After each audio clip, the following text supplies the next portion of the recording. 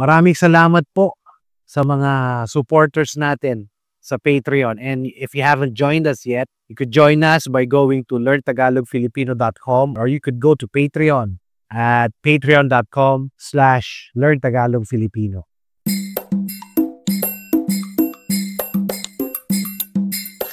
Let's talk about the word kurakot.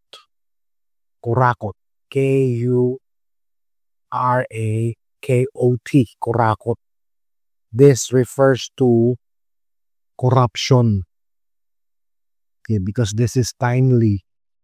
And the media, traditional media, and social media has been talking about corruption. And we know that there's corruption anywhere. In any country, there's corruption. Probably that's a fact. But some people might say otherwise. This is just my opinion. Well, if you will be taking home a pen or a pack of tissues, that's still corruption, no matter how small it is. Or a few pieces of paper clips, you bring it home for your personal things, as a personal thing, that would still be considered as stealing. So corruption is stealing. And that corruption would be more serious. Corruption is more serious. So mas seryoso naman yun. Kesa dun lang sa nag-uwi ka ng paperclip o kaya isang pakete ng tissue. Yun, stealing lang yun pag nanakaw. That's stealing. But corruption is even more serious. Mas seryoso ang corruption kasi naapektuhan ang gobyerno, the government, and the people. The government is affected with corruption, and the people, and the projects as well. So that's what we are going to talk about, corruption. This is going to be just a very short lesson about the word corruption. So the term corrupt or kurakot, kurakot, is a Tagalog word with roots in the English word corrupt.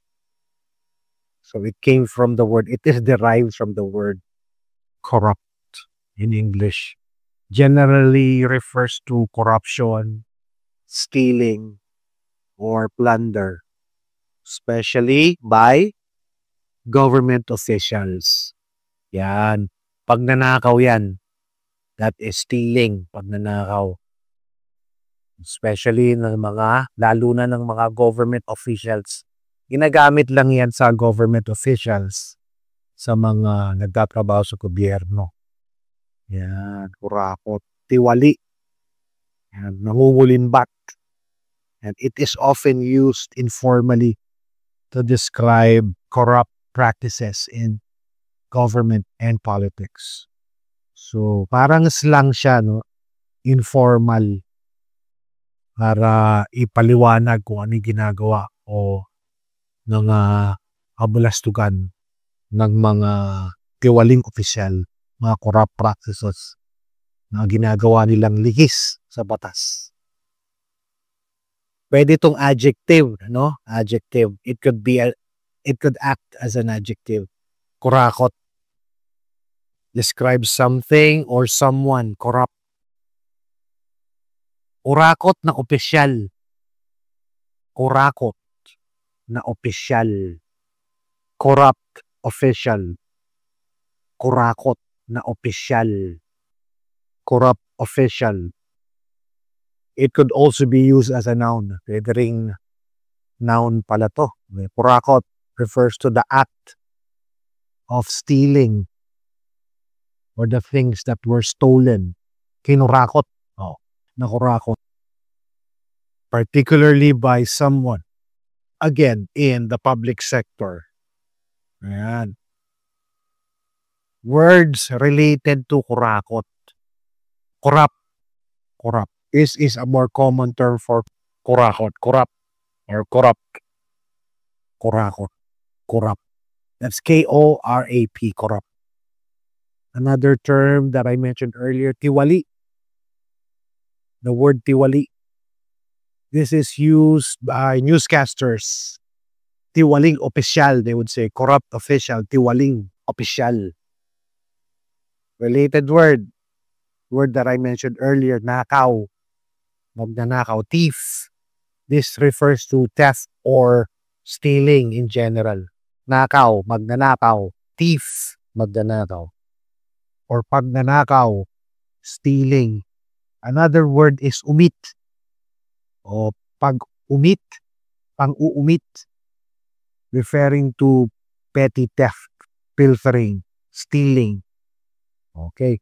So the word kurakot is often used in the context of Philippine governance, politics, and those officials who are not declaring their budget or who are stealing the budget, where corruption has historically been a significant issue here in the country. Umalis ang isang kurakot, pinalitan din ng mas matindi pang kurakot, which means one corrupt official leaves and was replaced by an even more corrupt one. Ayun. Umalis ang isang kurakot at pinalitan pa ng mas matinding kurakot. Ayun. So, Tagalog to, no? Tagalog term. It's a Tagalog term. Diba? Plunder, again, corruption, stealing. And you can use this. You can try to use this in a sentence later on. So, if you are studying Filipino, I'm inviting you to join learntagalogfilipino.com.